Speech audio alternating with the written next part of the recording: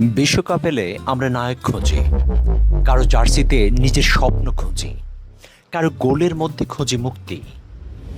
কারণ হয়তো নিজের জীবনটাকে খুব সাধারণ মনে হয় আমাদের। স্টেডিয়ামের আলোয় দাঁড়ানো মানুষগুলোকে দেখে মনে হয় এদের জীবনই বুঝি সত্যিকারের জীবন।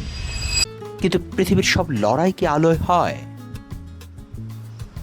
ভোরবেলায় যে মানুষটা ক্লান্ত শরীরে নিয়ে দৌড়াতে বের হয়, যে সাইক্লিস্ট ফাঁকা রাস্তায় চুপচাপ পেডেল মারে, যে মানুষটা প্রতিদিন হাঁটতে হাঁটতেও থামে না, তাদেরও তো একটা ম্যাচ চলছে।